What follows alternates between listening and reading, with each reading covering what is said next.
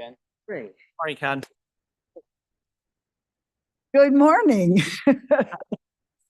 And welcome to today's meeting of the Kane County Energy and Environmental Committee. Today is Friday, December 12th. The time is 9:05. So let's get this show on the road. I am still Mavis Bates, and clerk, would you please call the roll? Allen. Caius. Caius present. Hennessis. Hennessis here. Strathman. Strathman here. Young. Tarver. Tarver's here remote. Bates. Bates here. May I have your consensus to allow our remote attendees to attend? It is Mr. Tarver and Mr. Young for work purposes. Thank you very much. May I have a motion to approve the minutes from November 14th? Madam Chair, this is Caius. I would ask for unanimous consent of the minutes of November 14th, 2025. Do we have consent for that? Thank you very much. I'm feeling so efficient today. Yeah. Okay, public comment. We have two people signed up for public comment. Plus me. Oh, plus, okay, Yeah. we will add Mr. Shepro. This quintennial class. Excellent. Would Mr. Steve Leffler please come up? Oh, wow. I'm not going to say anything that shocking this morning. Good morning, Steve Leffler. I'm here today as a member of the St. Charles Natural Resources Commission. We've been discussing the dam in St. Charles and what's going to happen with that. And there's a fairly large contingent of folks in the city who want to keep it, and and we don't really know how many want it to go like Carpentersville and the rest of the dams. But a lot of the vocal folks are not living in the city of St. Charles. They're not voters there. They're not taxpayers there.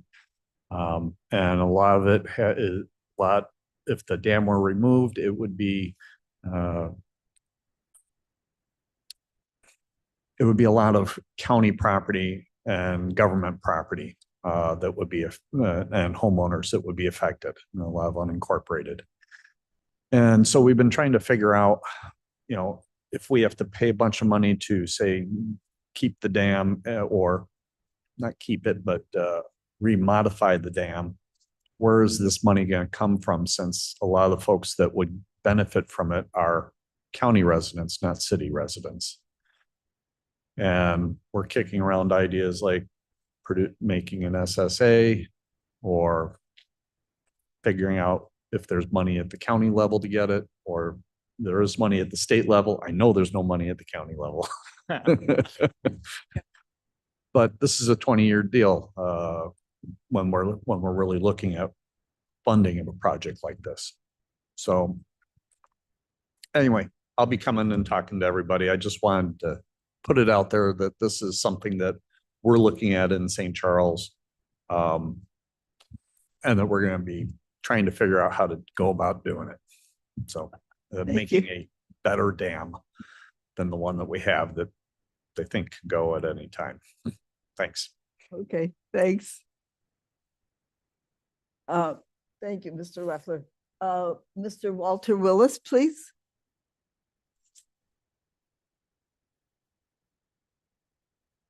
Good morning, Madam Chair and members of the committee. My name is Walter Willis. I'm the Executive Director of the Solid Waste Agency of Lake County, Illinois. And I work very closely with Claire on waste management and recycling issues throughout the state. And I'm glad you gave me a few minutes to go over a piece of legislation that's very important. It's Senate Bill 1398. It was filed in 2025 by Senator Adrienne Johnson from the Lake County area. We worked very closely with her on this legislation. This bill would require that food and food scraps, as they're defined in Illinois, be diverted from the landfill in certain areas. And I'll go through that really quickly. Right now, both the Solid Waste Agency of Lake County and Lake County government itself have formally supported this bill. We have over 50 different organizations that currently support the legislation. We got a lot of fact sheets and flyers. From your area, Senator Villa and Senator Ellman are both co-sponsors on the bill currently. What we're trying to do is build a grassroots support as well, and I'll leave some flyers and also a QR code that'll get you to a website that we have created called feedandconserveillinois.org, which will give you a lot of information on the bill. I guess I'm here today to have this committee and ultimately the County Board of Kane decide whether or not they can formally support this piece of legislation. So I'm making an ask today. What does this bill do? 11 other states have similar pieces of legislation that require that certain generators, we're not looking at the residential sector with this bill, we're looking at the commercial sector. It's mainly your grocery stores, your restaurants, your big banquet halls, et cetera, places that generate a lot of food. And what it would do is create a food scrap hierarchy. So if you're in a county with 240,000 or more people, which obviously that would apply to King County right off the bat, and you're a covered establishment as defined in the bill, mainly places that generate a lot of food, then you must follow the hierarchy. And one would be not to look at your food waste and find out why you're wasting so much and reduce it, because we waste 40% of the food that we produce in this country, and we need to stop that. If you can't reduce it, then the next thing is to feed people. So we would like to see more donations. And in these other states, Massachusetts probably has the most long-standing piece of legislation. They saw their food donations grow significantly. And when we're looking at what's going on with SNAP, we definitely need to get more food to people. And finally, if you can't, not finally, but if you can't feed people, there's also the opportunity to feed animals. We do see a lot of pre-consumer materials, grains, et cetera, that go into the cattle and the pig feed. And finally, if you can't do any of those, then the ultimate would be you can either compost it or take it to an anaerobic digester. You cannot go to landfill. So that's the way the structure of the law is following the hierarchy. And the way the law would phase in is we would take some time because we need infrastructure to kind of follow along as we divert more material. So starting in 2028, big counties with over 240,000 people, that's Cook and the Collar counties, plus Winnebago, where Rockford is, and St. Clair County downstate. If you have an establishment of 40,000 or more square feet, so you're mainly looking at grocery stores at this first cut, in 2028, they would have to start following the hierarchy. And then we ratchet that down to 20,000 and ultimately stop at 1,000 square feet. So if you're below 1,000, you would not have to, when you're a covered establishment, you would not have to comply. And then starting in 2032, we would phase it into the counties with 150,000. Am I running out of time? You ran out of time a couple minutes ago. Okay, I didn't know I was It on was public just comment. But, interesting, So I didn't want to cut you off, so. okay. But, 13.8, but point of order, I think we have a discussion item, evolution of SB 1398 under okay, number let's- 6A. Well, let's. So I got out of let's- turn, didn't I? let's- Continue. Yeah, Okay, there you go. I got a little, sorry. You're on again, Walter. I'm on. Okay. I was wondering what was going on here, but, so we're being very pragmatic about it. And we also have grants in there because food recovery organizations like the Northern Illinois Food Bank, we can bring them more food, but they need more cold storage trucks, et cetera, to manage that food. So we'd have some grants in this bill. We also have to do market development. So we would be looking at county government and local governments to actually start buying compost as part of this legislation. It's a reasonable amount, but we cannot continue to divert material out of the landfill when we don't have a market for the final product. So that'll be a big part of this legislation. Why is this bill important? Why are we doing this? And why have 11 other states done it? Well, I think the number one reason is to feed people. We need to really take a hard look at the way we waste food and the impact that has from a greenhouse gas perspective. We spend a lot of time and energy producing food. So that's the number one goal. The second goal is to create jobs. We know from Massachusetts, and we're actually doing a study right now that we'll be bringing to the General Assembly, that this will create thousands of jobs and hundreds of millions of dollars of economic activity. And that's what the study found in Massachusetts. So we would expect to see that happen as well in Illinois. And finally, the feed and the conserve part of the movement is about 20% of what we put in our landfills is food waste, and it's generating about 58% of the methane. So if we get the food scraps out of our landfill, we will reduce methane generation. Would you repeat those numbers? Yes, about I like them. approximately 20% by weight of what we put in our landfills is food waste. And that 80% of the greenhouse gases. So 20%, and it is responsible for 58% of the methane that landfills generate. So, and that's from the US EPA, fairly well understood numbers there. So, Well, I'm glad to say that now that we're off public comment and into the agenda, we can ask you questions. yes, please do. Questions. Yeah. Did you want to go on? I have just one thing to kind of wrap Okay. up. We were not successful in moving the bill. We did get it to a committee hearing in the House in 2025. So we've been working very hard with some of the key stakeholders. The waste industry is not opposed to the bill, but they have certain things that they'd like to see in it.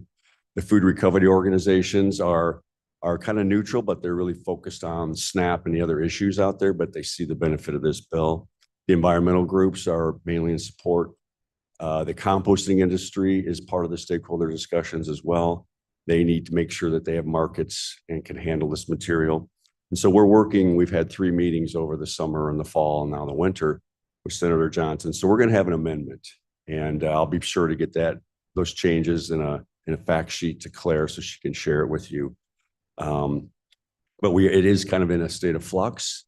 But when we come to 2026, we'll have an amendment to the bill, and we will be working that bill in 2026. And so any support we could get from other units of local government would definitely be helpful. So I will take questions now. Okay, Questions? Mr. Yeah. Geis. Mr. Willis. Yes, What's your title again? I'm the executive director of the Solid Waste Agency of Lake County. The which agency? Solid Waste Agency Waste. of Lake County. We Sorry. call it SWALCO. I'll call it solid waste. Okay. Great. When they determined the size of the establishments that they included in this, the 40,000 for grocery stores down to 10,000? We would go all the way down to 1,000 to 5,000. That's a lot of your fast food places are like 5,000 square foot, your McDonald's and stuff, but we wouldn't go below 1,000. And it phases in over a 4-year period. Right. Yeah, I understood pretty much. Well, I was curious about the determination. How did you determine, was there, so you know that most stores or grocery stores are 40,000 square feet? So would that include all of the like super duper Yes. So Walmarts or whatever? yeah, there's several different approaches states have used. Some do it by the tonnage that the facility generates. That's a lot of establishments don't know. Yeah, that'd be hard. So we went with an approach that New York City uses, which is mainly define the establishments you're focusing on and then do it by square footage because it's easier to see if people are in compliance or not. That wouldn't, the square footage wouldn't include necessarily the food side of it. Like you got a Target that's just a small. We would, that's probably a nuance. That's a good question. So when you have the big superstores like the Walmarts where they have Yeah. both, we would look at the food component of it. Yeah. Okay, all right. And then you say there are other states that have, if I can continue, if that's Go okay. I just ahead. had a couple, 3 questions. Mhm. You say that other asking. states are involved in this already and have already developed, and including New York City. So but I know she mentioned a pilot, so it'd be a pilot program that would be, do we have a really good history from different states? Like you said, Massachusetts, was it? Yeah. Yeah. Yeah, there's really no pilot program. This law would, if it gets passed, would phase in. It would be the real thing. But yeah, Massachusetts just recently had a study done on the economic impact, and it's significant when you pull material out of the landfill. So we expect similar, but I think the number one thing is to really focus on our food and our food system. And we need to start doing a better job, especially feeding people. Yeah, good message. And then finally, this bill was killed this year. It wasn't killed. Or just set it- aside? we didn't have the momentum to get it through all the way in either chamber. We definitely have some pushback from the Illinois Manufacturers Association. Illinois has over 90,000 jobs in the food processing space. We're a significant state in that space. And the retail merchants have a little concerns as well. But we've got, hundreds and thousands of restaurants and grocery stores in this state that are already doing it. 40 of the Aldis are now doing it. Most of the Marianos do it. Most of the Walmarts do it. So it's something that's happening. I make it's akin to 30 or so years ago when we were just starting to go on curbside recycling.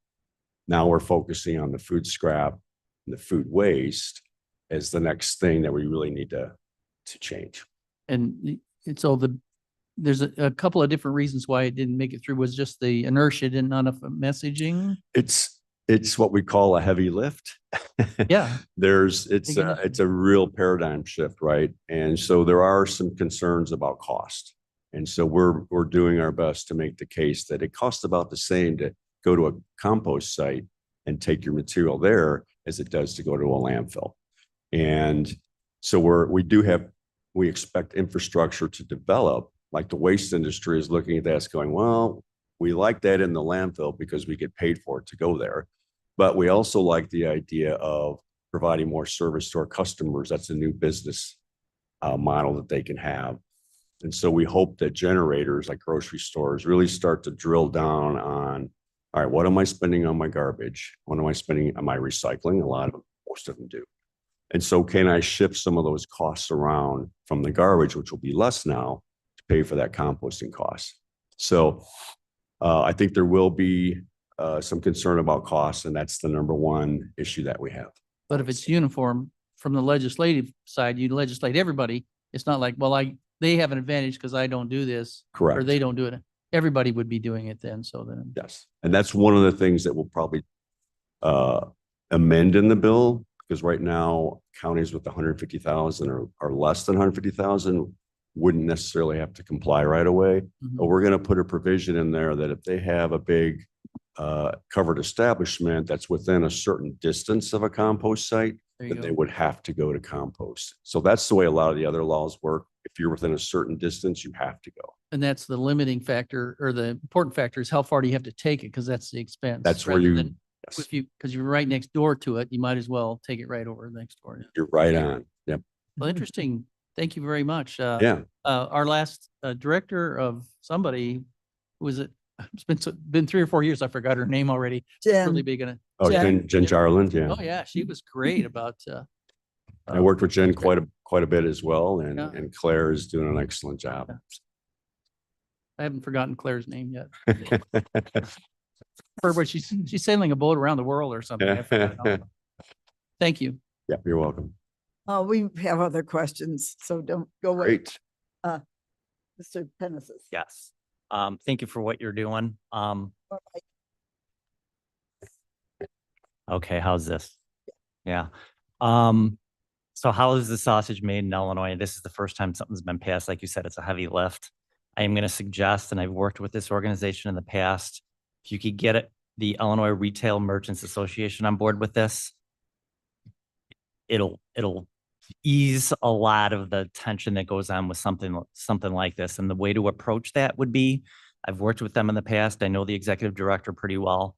If need be, I could contact him if it would help. But they represent a lot of the big box retailers, Right. along with some of the smaller organizations too. And they really do a lot of donations to the Greater Chicago Food Depository, and I believe also to the Northern Illinois Food Bank.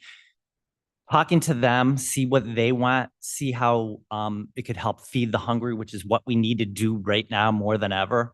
I think there's a win-win here for all organizations because that's one thing that they like to do is donate food to those in need. So that's what I would suggest. The sausage, being made even here at the local level, I mean, no comparison to what goes on at the state. I Right. mean, it's just a mess. How do you get things passed? But getting an organization like that on board, it'll fly through. Yeah, SWALCO has been involved. We have a lobbyist, so we're pretty active in Springfield. So I know Rob Carr and Alec Laird. Yeah. And we've worked with them very closely on extended producer responsibility bills, like the paint legislation that just kicked in, the battery law is about to kick in January 1. So we've got a really good relationship with IRMA. And they're kind of, we know what their concern is going to be. We're also working with DePaul University and one of the professors. They're doing a deep dive on grocery stores. We got about 2,500 of them in the state, the bigger ones. We're not talking the little convenience stores or anything, but so that's a lot of stores. And we're figuring out that most of them donate, but a lot of them don't because they don't have a network. And, we do have a significant number that are currently doing what this law would require them to do. So we're going to try to make that case to the retail merchants that, hey, a lot of your clientele is already engaged in this. Yeah. So thank you for that. Thank you for what you do. Absolutely. More questions? Oh, Mr. Young? Hi, David Young. Yeah, I would be one of the guys that would be totally opposed to this. It sounds like just a total government overreach.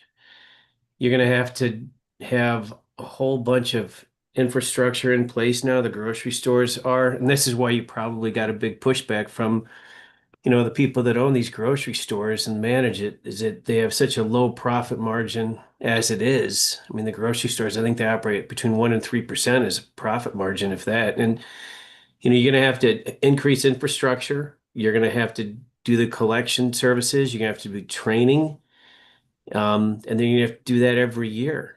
And and for what reason? To force people to do this? I think it's very good. I think it's a good idea to do it and to donate it for sure. And if you have that much waste going on, you shouldn't have that much waste going on because that affects your profit. So you should figure out how to decrease that. But that's the reason why you're getting so much pushback. And I think that if you can overcome this as far as the cost of it and the implementation of it, I think that you might have some more people on board with it. But I'd be one of those guys that would be questioning the whole thing. I mean, it's good that you do it, but you shouldn't force people to do it. It's like forcing them to donate. Thank you. Thank you, Mr. Any other questions? Okay, Ms. Bates. So I didn't quite understand why the manufacturers were against it. Just like Mr. Young was pointing out, there's a perception that this is going to require them to change the way they operate and also increase their costs. So we would beg to differ with that point. We already have an anaerobic digester on the south side of Chicago that takes about 50,000 tons a year of material from the food industry that used to go to landfill. They don't have this law making their facility viable. It's the fact that they're in a good location and that they have a similar cost and they have a depackaging facility. So the processors don't really need to do anything different than they would to take it to landfill, take it to a facility like this. There is no internal change. And we would argue that the cost would be similar to take it to landfill. And so we really have to take the cost issue head on. And, we've seen from the other states, like Vermont's got this law and they did a survey of the entities that had to be compliant with it. And only a third of them said that they were concerned about the bill because it increased their cost. The other third said there was really no impact. And the other third said, hey, it really made us look at what we're doing. I mean, grocery stores literally waste food at the tune of about $10,000 to $15,000 a month, if not more. We're looking at that statistic too. So what we've seen in other states like California, which has a very strong mandate on the residential sector too, is that the stores are getting smarter about the purchasing. Mhm. So if they could find a way, and they do focus on that waste, it's a big number for grocery stores. If they Wow. could focus on it more, because now we have a law that's, going to say, hey, if you're going to waste this stuff and still take it to compost or landfill or to the anaerobic digester, you're going to have that cost, but you have the ability to reduce that cost up front. And we're keeping it out of the landfill because every inch of the landfill that gets filled up is less. So I have one more question. What about meat products? How do you picture meat product? Keep them out or No, they're considered a food scrap. So can go in? yes. So currently most programs we have in Lake County, you can put your food, your meats and bones in that. There's not a lot of that. Usually it's fruits, vegetable Yeah. kind of materials and breads. Because mainly people eat most of their meat. But so it is okay at the compost sites, they can manage it. Okay. Any other questions? Ms. Ryan, do you want to comment now? You're on the agenda later, I see, but do you want to comment now? Anything? Do you mean just like program update type thing or? No, on this bill. Oh, sure. I guess I just want to confirm the process for getting or pursuing, I should say, official county support of it. It would be a resolution. Is that correct? That would come to this committee. And we'll probably ask the legislative committee to help us on this. Right. Yes. Yeah, we could have a resolution in support of it. I think after the amendment is filed, we. Madam Chair, Sir. yes, I note that Shepro, I note that Karina Vila is one of the Senate sponsors. My senator. Yep. She is. Yeah. Okay, so we'll work with Karina Villa then and the legislative committee.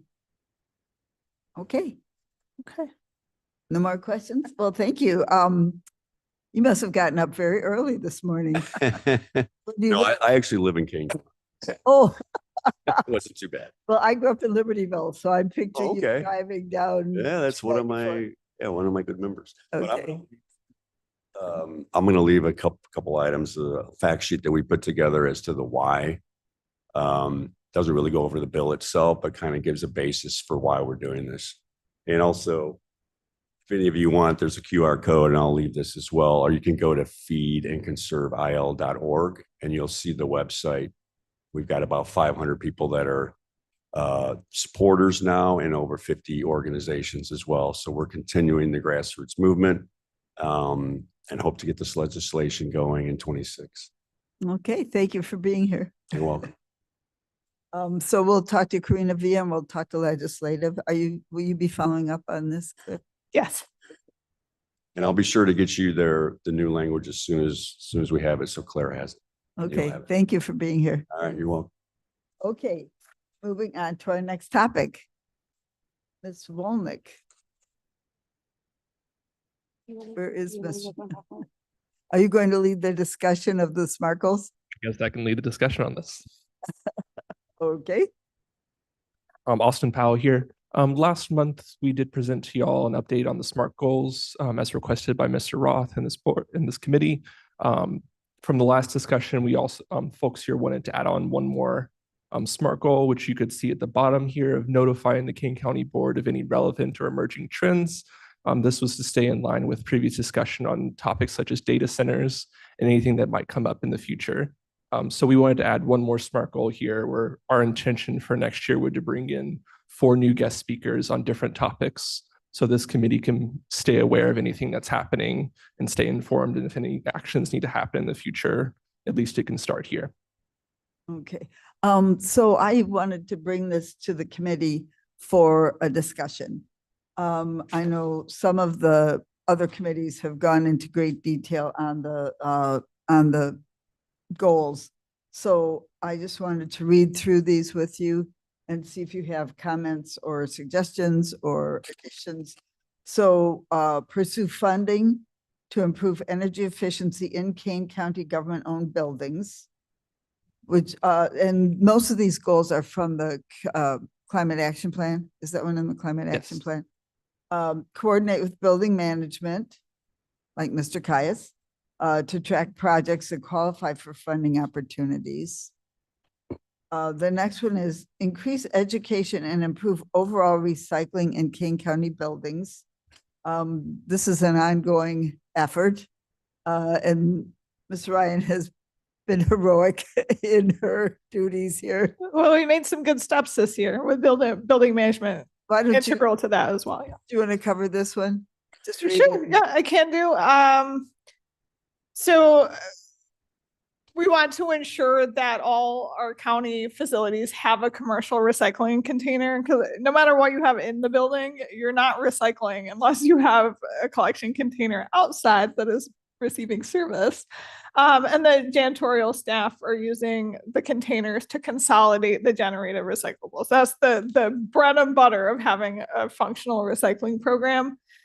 We've definitely seen, like, and I've worked with building management to re-up those efforts. We started on this campus, but we're also in the midst of taking strides over at the Judicial Center as well, to get it all working.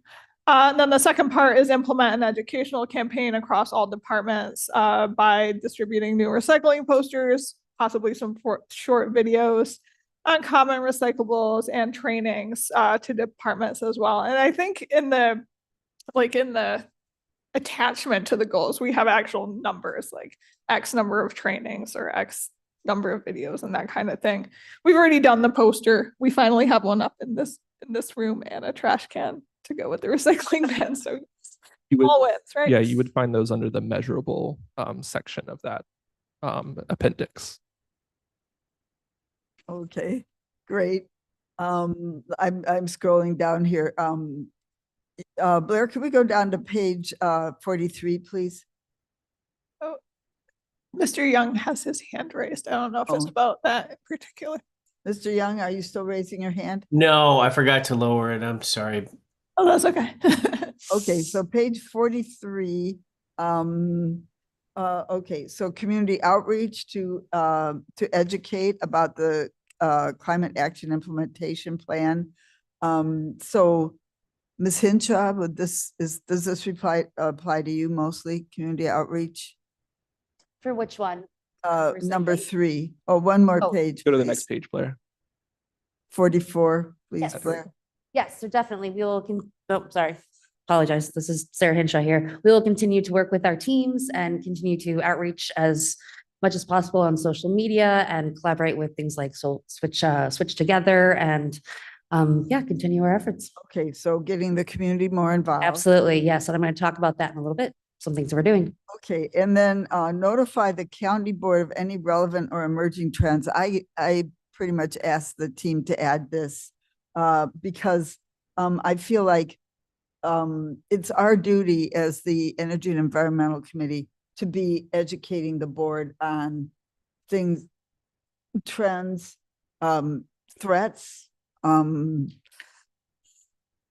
new technologies, sometimes disruptive technologies that may be coming down the road towards us, and like data centers. And so one thing we came up with was not for the staff to have to become experts on every one of these topics, but to try to invite guest speakers.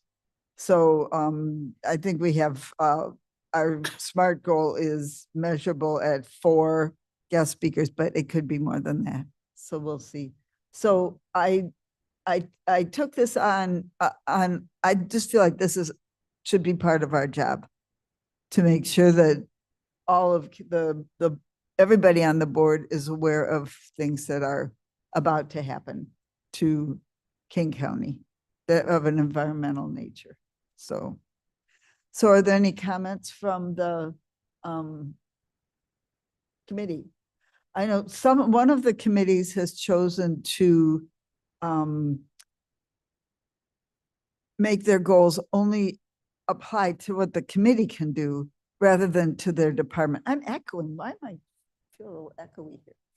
Rather than to the department as a whole. I think we should do the opposite. I think these goals are for the committee and for the staff put together. And that's what we've tried to do here. So If And everybody's happy, we'll move on. I Mr. have, Roth? Yeah, Madam David. Chair, David? David Young, I have a comment. Okay, Mr. Young, go ahead. Okay, I think what I'd like to see is how are we going to lower energy costs to Kane County residents?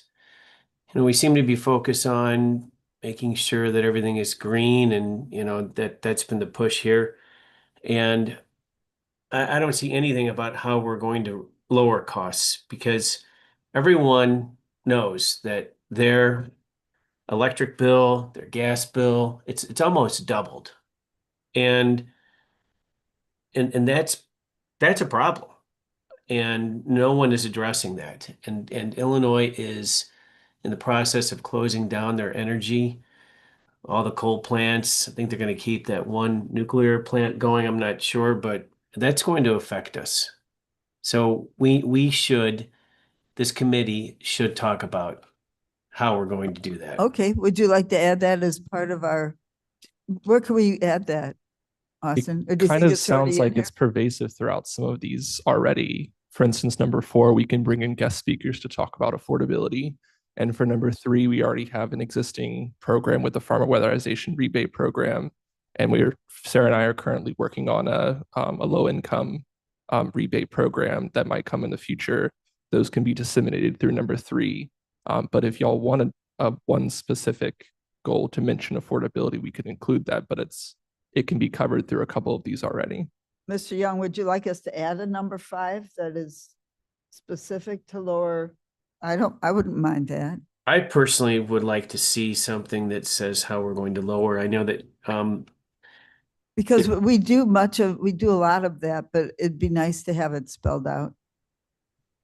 Okay, want to add number 5? Wait, we've got some hands up. Hang on, Mr. Young. Ms. Jaffman? It is the Public Health Committee that we put our goals specific to the committee. Oh. And this kind of reminds me of the reason that we're doing that. Because as this committee, what jurisdiction do we have to lower the utility rates? Do we Okay. have any? We don't, are we setting ourselves up for a goal that we cannot reach? I have 2 answers for that. Well, I think that's something that we need to consider because we don't want to set ourselves up with a goal that from the start we can't reach. So that's my thought about that. Okay. Not that it isn't a problem. It absolutely is. Not that it does not need to be addressed. It absolutely does. But I'm saying as far as goals for the committee, we need to make sure that they are something reachable. Okay. Ms. Hinshaw? I will talk about a grant that we are going to receive soon. One thing that we could try to change the goal instead of lowering, be incentivizing and supporting and education part of it. Yeah. Could be part of the low. Again, I agree that we don't have jurisdiction to lower the actual utility bills. But again, the incentivizing help with rebates, things like that could be put into a goal. And that's exactly what, Education keyword there. yeah. And communication. Both. Wait. Yeah. I had to write some notes to myself. Solar and, okay, Mr. Caius? Yeah, pardon me if I sort of stumble through this a little bit. I think that Mr. Young has a really good point in that each one of these things should be, each one of the points, even the 4, should have some factor in them that does say, this is a benefit in that we should be shooting for how more efficient this becomes, but also that would lower the cost, like they were talking about the recycling of the food. Mhm. It should be a benefit to them, and we should be looking at each one of the factors. Like for the instance, the green building policy is great because it saves it lowers pollution, things like that, makes it more efficient, but it also saves money. I mean, and that should be the big factor over the long run, that it's a big plus that it saves money. And so that should be, I think, built into them, whether you set it on the 5th thing or not. or as a fifth item. Yeah. Each of these should have some sort of a factor where they're showing how important it is for that it saves in the long run or whatever that addresses Okay. the So, money. so you're suggesting that number 1, number 2, number 3, and number 4 should each have A tag, something about, some sort of tag on how I would like to see it. That way it's not, then way it's not off to the side and you're thinking, oh, well, we'll deal with that later. It's in each one of those things. how about SMARTS goals Smarts. to be savings? You go. Which It must be one right over my head. I just made it up. Oh, because these are all SMART. Oh, I We see. would add a S for savings, Oh, and that would be SMARTS goals. oh, okay.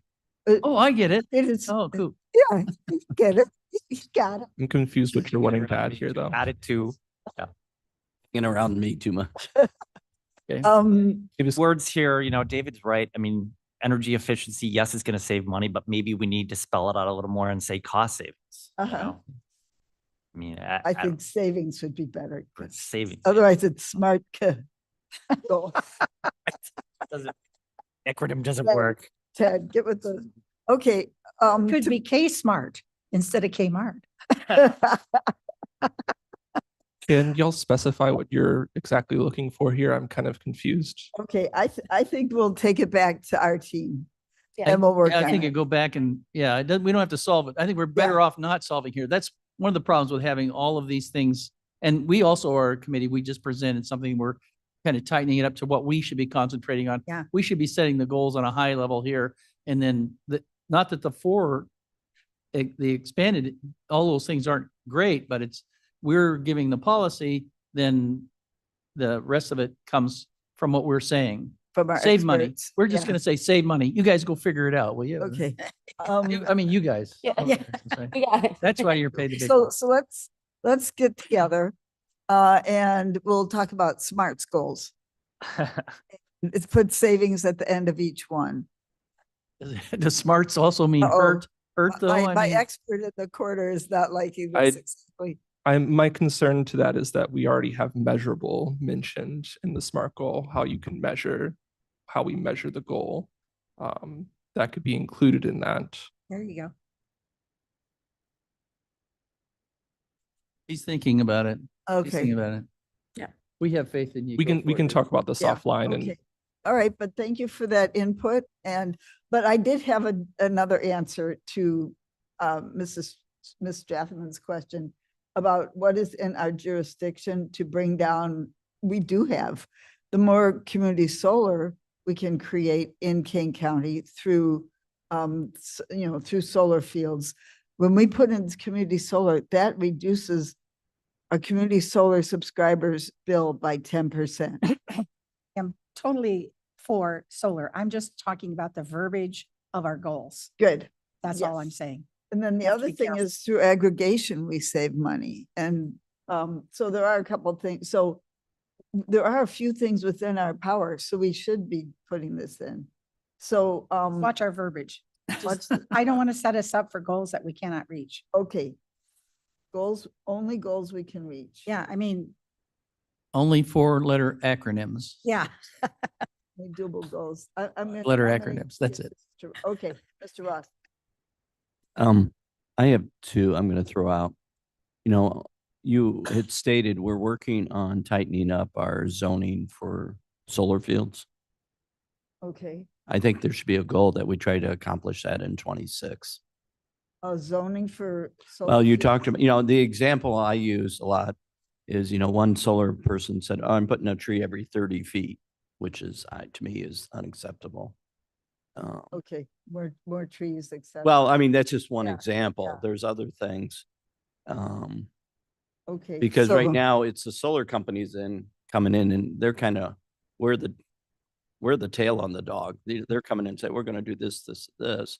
And then some of our, what we sign is, well, if they're able to, like the example about the plannings behind the judicial center.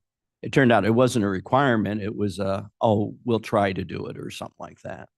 And part of that issue was the soil was unacceptable. It was the construction debris from judicial. So that should be a requirement that they have soil that can support plants, for example. You know, and then on the weeding, 2 years in a row now, I had to bring up. Uh-huh. So, and we can do that offline to determine, but I think we need to get that in sooner than later. I'm not And by su- doing a goal to say that we're going to attempt to do it by, 26. And I'm not sure our committee can handle that, but we can, Well, it's going to be with zoning too, of yeah, we course. can work with, Yeah. with zoning. And then the second one, Well, and maintenance, building facilities. well, Yes, thank you, Cheryl. And then the second one is, 2 months ago, you announced we're dropping any idea of trying to do a tree ordinance. And I brought up last month, I think we need to take a look at that. And we don't need to discuss it here. We should take it offline. We need to look at why did what we tried to do failed and what should we be doing? It's those pesky lawyers. Be careful. We have one in the room. But I think we, and then this is my opinion. I think we overreach. I think it should be aimed at developers. And the example, the whole reason we did it was that developer in Geneva, right? Yeah. And That was- that's where that we was need to part of have, the my Catherine- feeling, we need to have the ordinance to prevent the developers doing the clear cutting, not a farmer, not Ted, et cetera. But I think we need to offline. Why did it fail and what can we do different?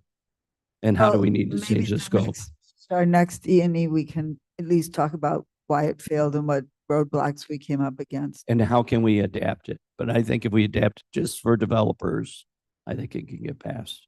And we also have to partner with the Farm Bureau, the Forest Reserve. We didn't do that. That's one of the failings, I think.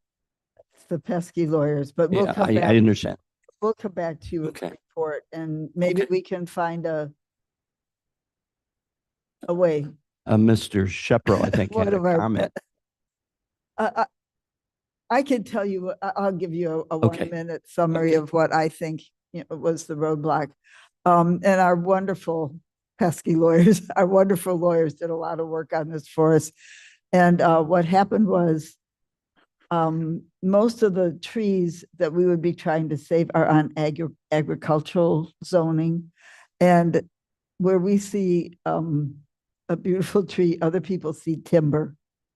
And so the carve out for agricultural trees is that they have the right to cut them down. Well, because as it's a as crop. crop. Yeah, and it is. And that, for example, we shouldn't be worrying about that. That's a farmer raising a crop. Well, let's keep working on it. Yeah, yeah. There's also, Shepro, there's also, the counties do not have authority to regulate trees outside of their subdivision ordinance. So you would have the authority as part of a subdivision regulations to put in provisions that would apply to trees, landscaping, et cetera.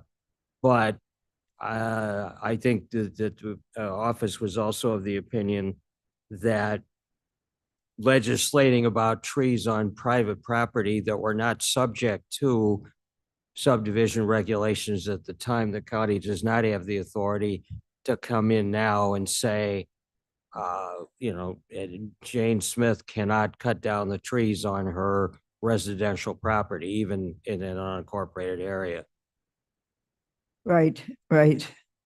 I went to let's not. Madam. Right, right. Madam That's what I'm Chair, saying. I Let's would take offline. Requestfully suggest that we move on to our Thank other, you we very do have much, another Mr. resolution Kais. that have Okay, cover. let's move on. Madam Chair, I need a point of order. We skipped over Mr. Shepro.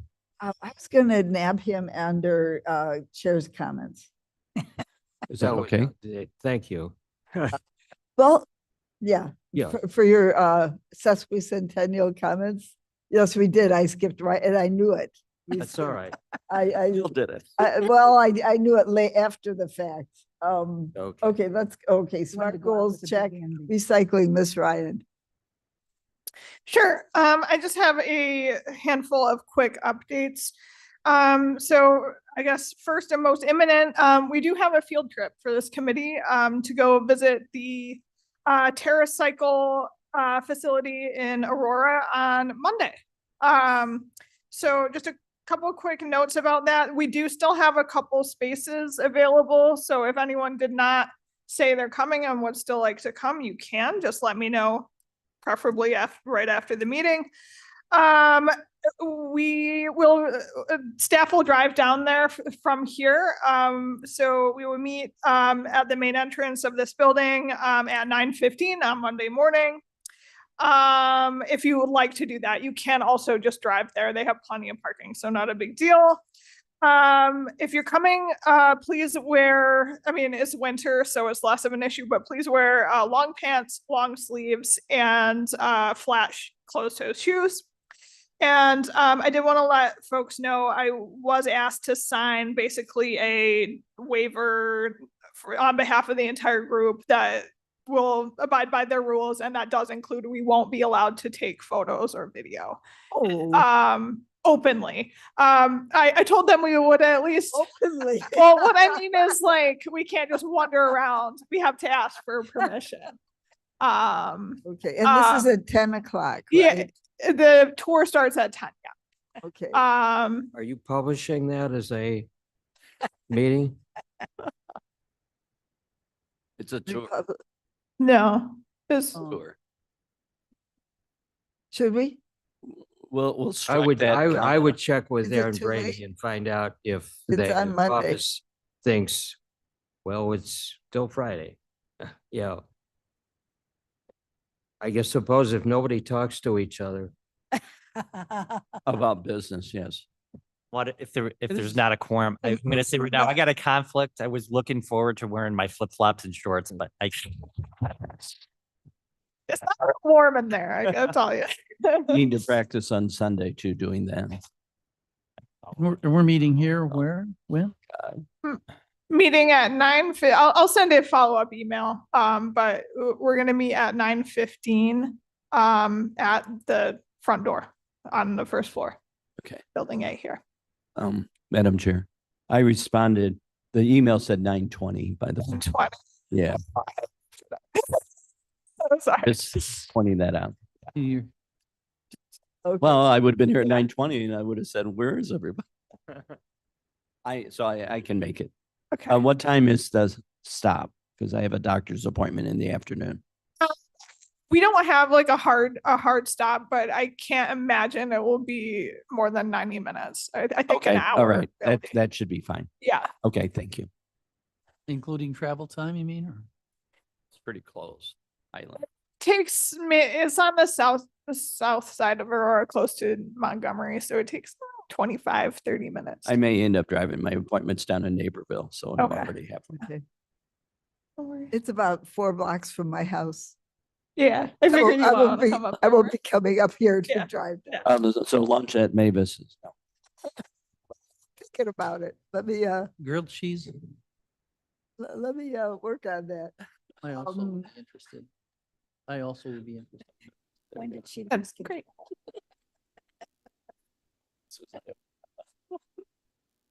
Okay. I know. Yeah. Okay.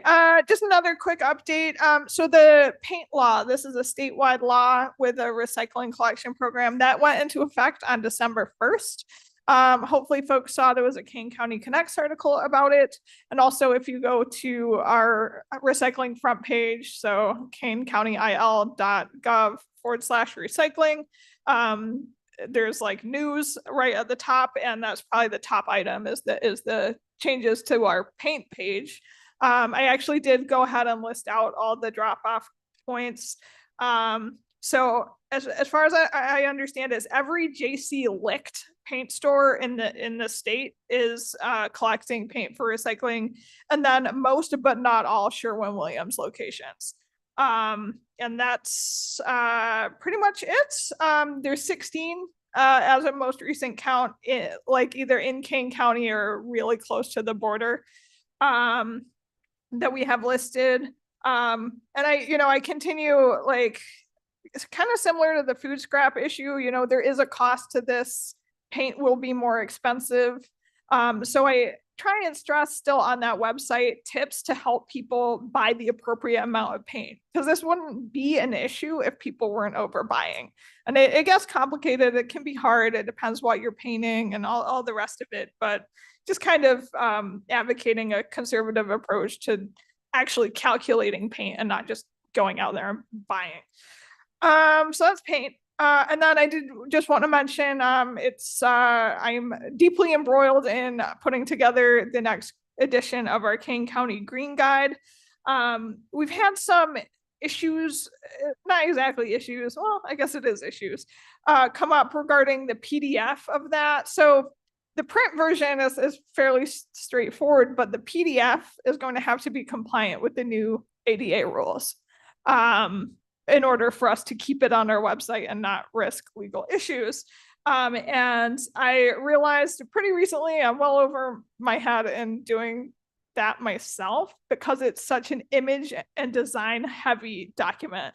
So I am planning to use a consultant. We have grant funds this year specifically to help us with the Green Guide. So and I don't mean Riverboat. I mean an external grant we don't always have.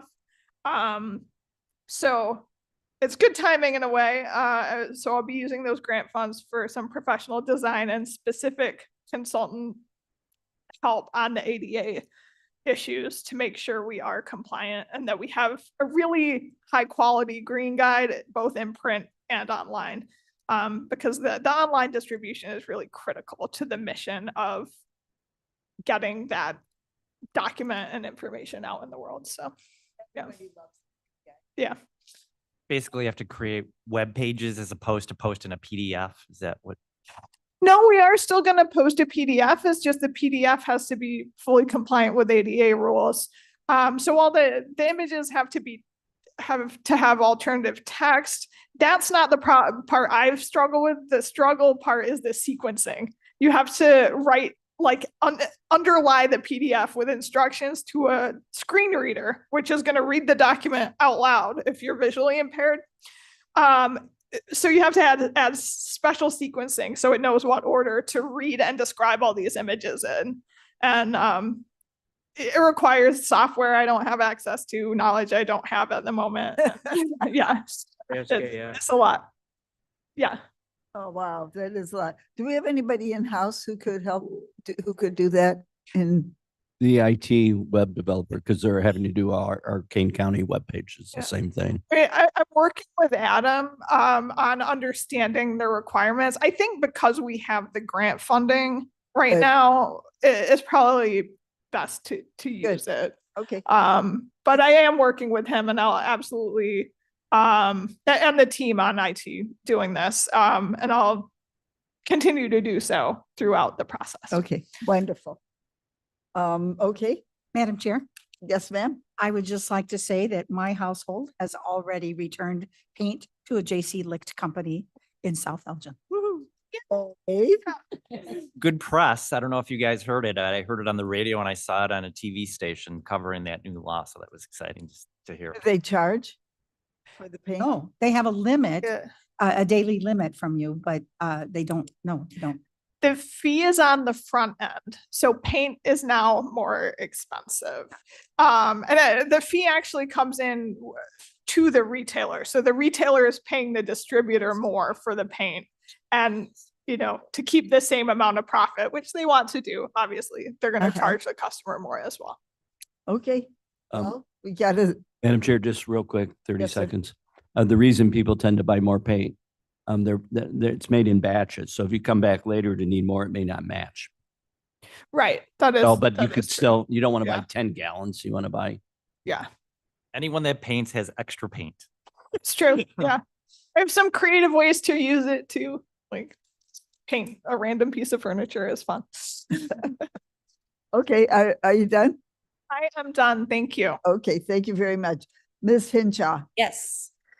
Can we flip to, I don't know what page? The sustainability updates. Thank you. So I have a few updates and a resolution that we pushed through at the very last second after everything was submitted that I'm really excited about. So our sustainability updates all have climate action implementation strategies behind them. Oops, wrong way. There we go. Our first one, I'm working with Kat over here with her big smile. The goal here is to collaborate with partners and consultants to support farmers in soil health assessments for implementation of best management practices. And so we came up with, it started off as a social barbecue event. That's what Kat was very excited about. And so she was able to get Jim Stewart here to do a talk for our keynote speaker. And then we have Matt Tansley talking, Sarah He talking as well. And we're going to have a great barbecue. And we're going to have different people there like AFT, Farm Foundation, Conservation Foundation, and so on. So I'm really looking forward to it. I'm looking forward to the food because I prepared the menu and it looks so wonderful. And I chose the more expensive brisket because brisket is delicious. And so I'm hoping it's a great event. It's at Emerald Acres, which they've had events there before, and they're hosting us for no cost for the evening. Marvelous. Kat, Ms. Gertz, would you like to comment or anything? 17 registrants. Microphone, please. 17 registrants at this point.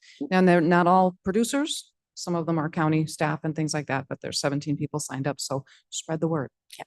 There's flyers out on different places that Austin had put up, and we'll again put out a King County Connects article very soon. It is still over a month away. So we'll continue promoting It it. will be my first barbecue of 2026, believe me. And a barbecue in January sounds very fun. So thank you. Or very cold. Maybe Ted could wear shorts and. What's the flip-flops. limit? You said you're at 17. I think the building holds 50 or 60. Okay. We tailored for 60 people, knowing that's probably overdrive, but then we'll just have lots more barbecue to take home with us, you know? Yeah, Yeah. that's right. No. Thank you. Yes. Our second one here, this has to do with the goal, our team of excellent people here, very knowledgeable people. We work on, it's develop guidelines and recommendations of native and turf alternatives, long-term communication for the climate, and to hold educational workshops. And so we came up with this. We're working with all of these different foundations here. Kat also is on our team as well. We called it, we did do a little AI for this one, okay? Because we wanted a really cool name. Wildly Local Nature by Design. And so we have 4 different speakers talking about turf grass, talking about the Conservation at Home program, talking about how you can do container gardens if you live in an apartment, then lunch. And then in the afternoon, we're gonna have different demonstrations where people will be demonstrating like how to put in a rain garden, how, you know, talk more in depth about what kind of plants could be the best ones for your yard and shaded and things like that. So we haven't really started promoting this one yet because it is far off, but it will be a full day event up at the Elgin Math and Science Academy. And yeah, again, really looking forward to this one as well. So when it gets closer, I will send invites out, of course, to everyone. Yeah. I'm sorry, I'm registering for all these events. I have 18 registrants, so. This one, Okay, this one is wonderful. still not, I mean, you could scan it, but it's not ready yet. Oh, well, okay. Okay, great. Let's see. And you wanted, so go on with your, Okay. go ahead. So another one that we are planning, it's to be announced for the days. It's right now we're just calling it Community Days. We will come up with a catchier name, probably in trying not to use AI for it. But the idea behind this is to just bring all the local nature centers, forest preserve, anything that you could volunteer, like the residents could volunteer for outside. And to bring them all together to say, look, these are all the different amazing things you could be doing. Not that you could be, that you can help with helping King community. We also want to bring together a sustainability kind of panel. So it'd be the person from Elgin, Aurora. There's also one in Hampshire. It'd be the 4 of us kind of talking about our different plans, our climate action. Elgin just passed their climate action plan, and Aurora has their new sustainability team. And so talk about just what we're doing in each of our different communities. We'd also have Gary Swick there talking about the dam removal. And Patty Hirsch is another one. Carrie Kelly, who's a part of the board at the Elgin Method Science, also runs the Butterfly Garden in Elgin. And then in the afternoon, that's where we're still kind of working on what we're going to be doing.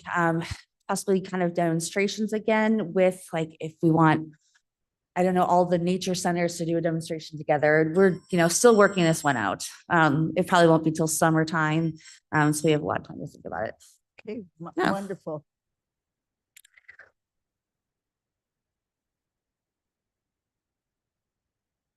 And this one, the animal control. I went over there a while ago and he had mentioned that he really wanted a smell garden. And okay, smell garden for the dogs, because the dogs get bored and they need lots of smells. And that's, their stimulation. So I went over and we're going to take some of our funding from Riverboat. We have a certain amount each year dedicated to green infrastructure. And we're going to fix that whole front section there, and it's going to be beautiful and all native. And we're actually going like around the side. And the plan is right now, like, of course, you'll have a bunch of flowers and everything and, natives, but around the side will be specific to smells that dogs are really stimulated by. There's a list online that tells you what they are. Other dogs, yeah. Other dogs, yeah, you got it. Peppermint, lavender, things like that. And so volunteers will be needed. We are working on design at the moment, and we decided for budget purposes, and the whole team is very excited to, instead of, getting someone to come in, we talked about it and we can do it. We can do it on our own. And so again, it helps build the types of plants that we can have, putting more money towards that and the design rather than the hard labor of things. I even started watching videos on how to take those shrubs out, and I really want to get a chain and a truck now. I'm excited. So I'll keep you updated with that. And when we have a date, all volunteers are welcome. Okay. Yes. All right. So I wanted to give a little update on our energy efficiency conservation block grant. This was awarded last year. We had technical assistance to figure out the places that are gapping in EV chargers. This was their list here. We did find that a couple of them, like Waubonsie Community College is one that if you go, they may have changed it now, but I know this one, like Judson is another one. If you went on your public website to look where EV chargers are, they're not listed. And when I call Judson, the reason is they want their students. They don't want outside people that are not part of the university using them for safety reasons. So I can kind of understand that. So Waubonsie is also not listed publicly, but they're there. But other places like Sugar Grove, Big Rock, Maple Park have identified as places that would be really bridging this gap in the distance for EV chargers.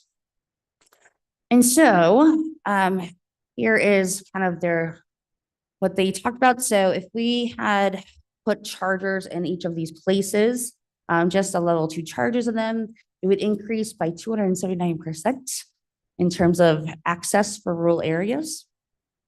And the distance, right, for between chargers would dramatically decrease there. So. Question, Madam Chair. Yes. You have the locations. Do we have statistics? Like, are there electric cars out far west? If there's no cars, I wouldn't recommend we have that be a priority. Part of it is when people traveling. So when you have the distance between here and DeKalb, and there's a 30-mile distance there, and there's little or if any, like there's one in Elburn, but past that, there's nothing publicly. But most travel is done on interstates too. So I would recommend first phase address the interstates. Yeah. Can we get usage figures? Is it possible to get usage figures? I know we have a count of how many in Kane County. I can look into finding out where in Kane County. I can see if I can find out that information. Do you mean, Mr. Pennis, is like cars passing the traffic of the day? Well, I was thinking that, but then I was also thinking, that's what I was originally thinking, where the high traffic areas are for people. We have that information. But yeah, I mean, also, are people using them? You know, yeah, so. So just looking at the EV vehicles themselves in rural Yes. areas. Yeah, okay, yeah. I can look into that. Mr. Caius. Sure. I will point out one, this is the block grant for mainly for underused or underserved areas. Is that the idea? I know it was Rural. going out to different places all over cities, counties, to work on just energy efficiency, and you could choose from 8 different types of funding that you wanted. I can think of a couple of places, like right out here. Yeah, I know. I would, Waiting on Matt Walker on that one. well, no, I'm, Pardon me? We're waiting on, we're waiting on another, we have 2 electrical quotes. And there's a little bit of confusion, so we're just waiting on another. this is for one you're talking about right here. Yes. I we would, already I have- would, I will see that one and raise that to that we have 2 that are in constant use. Yeah, well, we want So- to use an 88 amp out there. So, And and I would like to see, well, I'm going to get through what I'm going to say here. Sorry, apologies. That I think that we should be planning ahead on a plan to what we need and required here at our area, so that we have not just 2, but we're planning ahead. Great when those 2 are ready and they're all ready to go, but also when our next step, Mhm. which will be more of the same. And I would push hard for that. And I happen to be a chair of a committee, would be happy to help. Considerable amount. So I think, I missed your response, but We also, okay. Oh, sorry. Yeah. Mr. Fonstock already volunteered for that. Yeah. We also have infrastructure, what's the word I'm looking for? Electrical for the judicial, planning on 4 ports there. So 4 is a good start. Okay, good. It's great. I think that's exciting. I'm all for that. Let's. Okay, we will talk a lot. Mossy moss, more and more. Okay, great. May I ask a question? yes. Go back, please, Blair. This says, median distance to any station is 2.13 miles. Is that right? If all of these stations were placed where they were, Oh, if it they would go were- up to the median distance for anyone in the county in rural areas would be 2.13 miles. That's very close. And that would slash it by Okay. 51% from what it is currently. Okay, great. Any other questions? Okay, go ahead. So we have our internal funding for EVs, right? That would go to ours, right? So our funding goes specifically to the judicial and the one out here. And we're just kind of waiting right now for the electrical, but that's where our funds will go to for our electric vehicles, definitely for King County government buildings. And so these places are great places to reach out to and say, hey, how can you host these sites? So a grant showed up. Lovely. It showed up on November 17th. The Driving a Cleaner Illinois grant. They cover up to 80% cost. We reached out to Aurora as well, and they had 2 places that they wanted. And so these are the places that we identified. So there's a criteria list and you have to meet so many points. And so these are the places that we chose that meet that criteria. The grant came out on November 17th. I emailed on November 20 something and I asked a question. They got back to me. I had another question on December 2nd. The grant is now all done. All the money has been claimed in 20 2-week million. period. Yeah, because I asked a question. I said, you know what, the funding has, I was just shocked. But it will be coming out again next year. So the plan is for us to continue reaching out, continue to get the IGAs with everyone. Because if we apply, we have to send in you're the host site. So again, it's not coming out of money of our pocket whatsoever. We're just doing the application on behalf of these places. Places that are smaller that, a public library in Maple Park, may not be applying for this nice grant. So that's what we'll be doing on their behalf. Who's picking up that 20% then? Well, we have things like ComEd incentives, which pays, depending on the charger. For example, they will pay $5,000 per port going to your infrastructure. We have figured out with this grant, you need to have, so specifically you need to have 6 ports.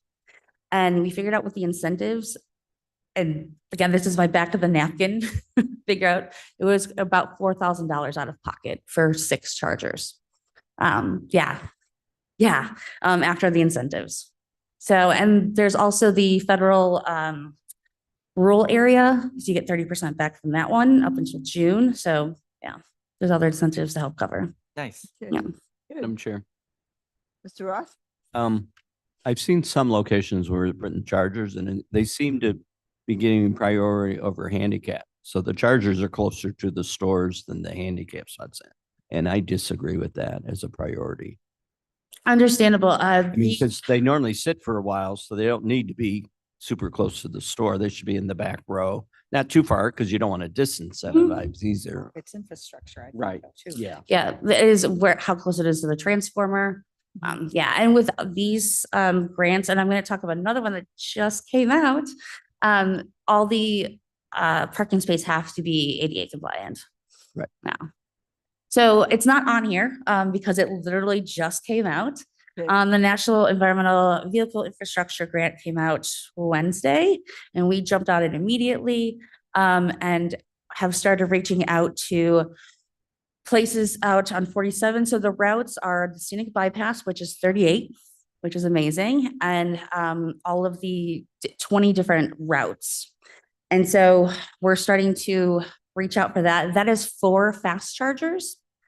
And again, we figured out with the back of the napkin calculations, again, which is more money, but for 4 fast chargers. And if you're at a place like a Walgreens or a Jewel, your investment, return on investment is going to be pretty large. We figure out it's going to be around 17,000 out of pocket. That's with all the other incentives.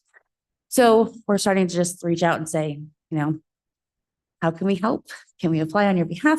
The places in Aurora do qualify. They do meet this criteria.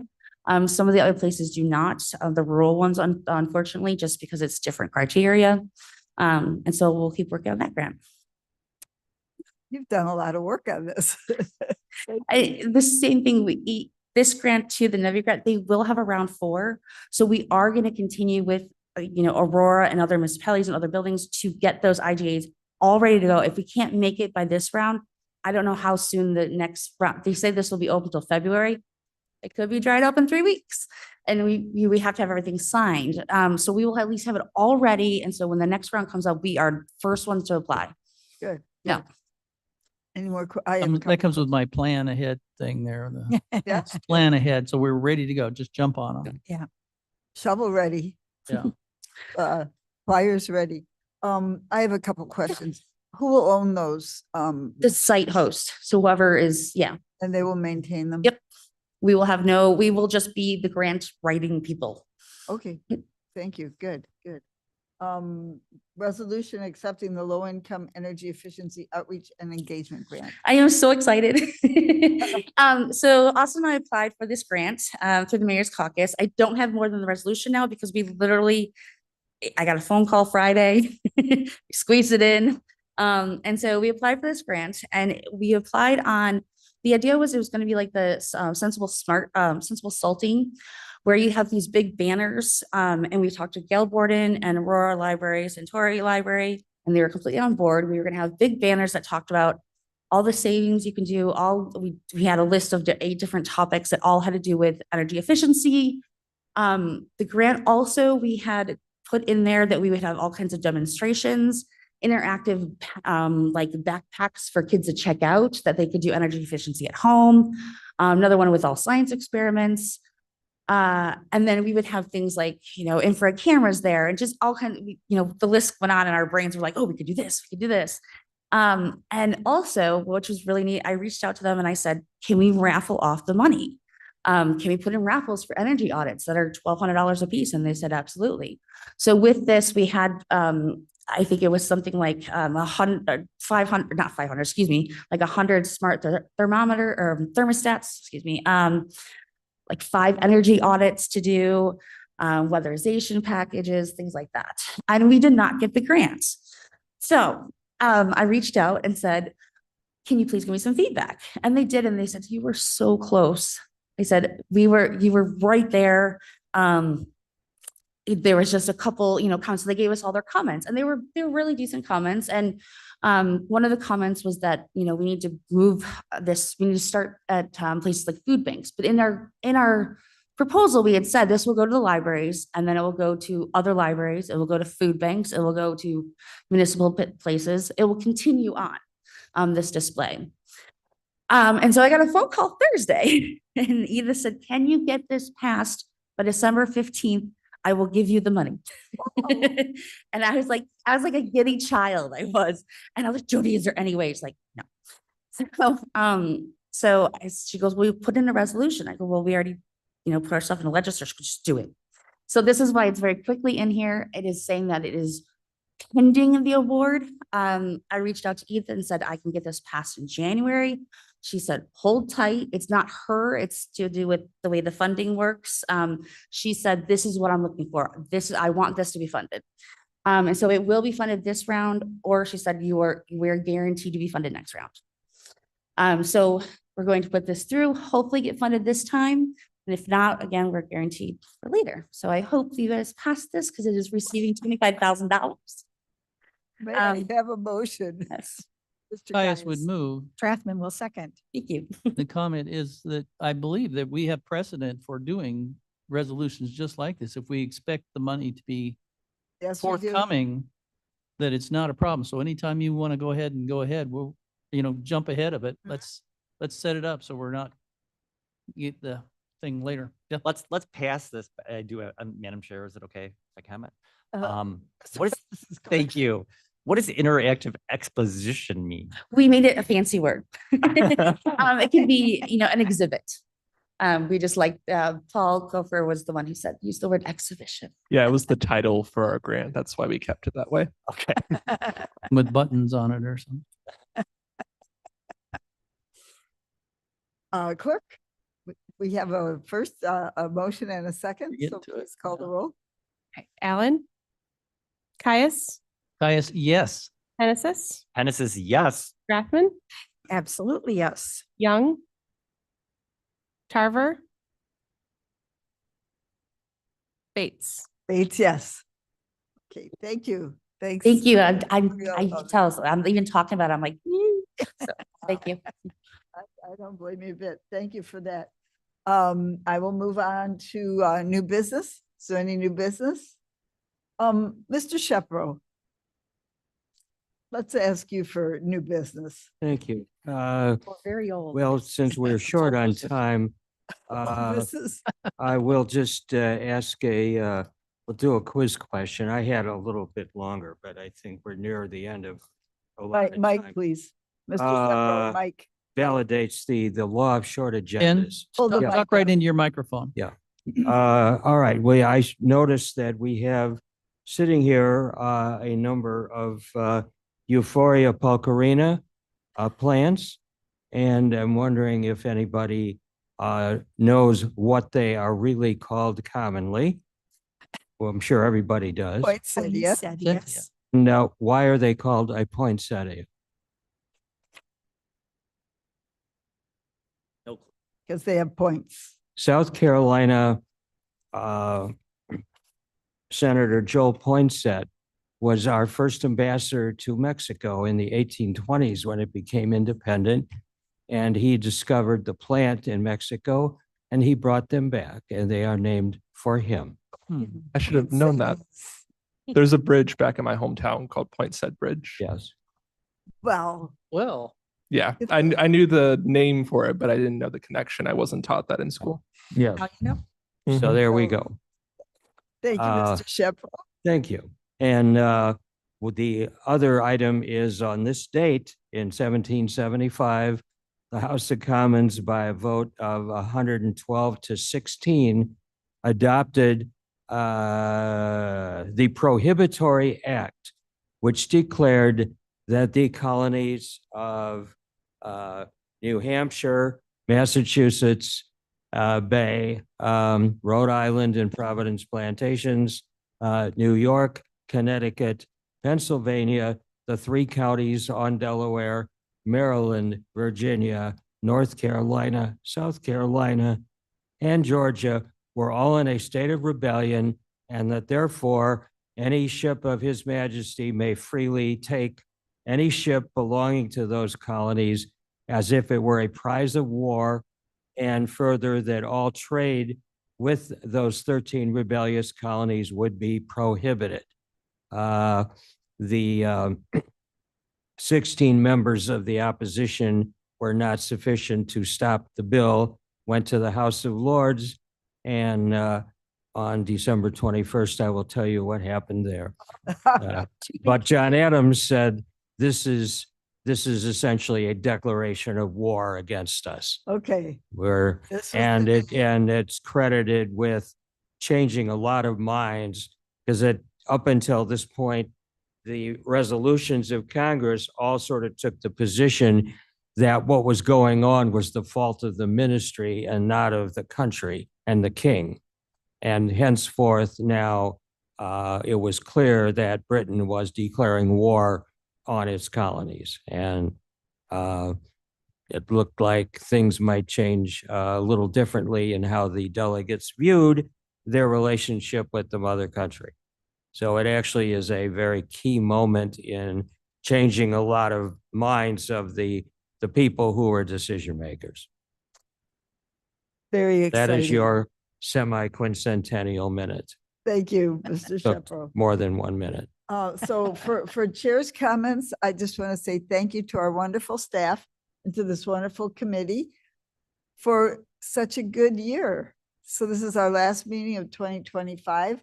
We'll see you in 2026, and we're just hoping to do more good things for the environment and for energy, and see you in 2026. Thank you. May I have a motion to adjourn the meeting? Madam Chair, I'd ask for unanimous consent, place reports on file. Thank you very much, that too. Now may I? I'll make a have- motion to adjourn. Second. Okay, Ms. Jefford, thank you very much. All in favor? Aye. Good meeting. How many of you are coming to TerraCycle? Madam Chairman, I am. Alan?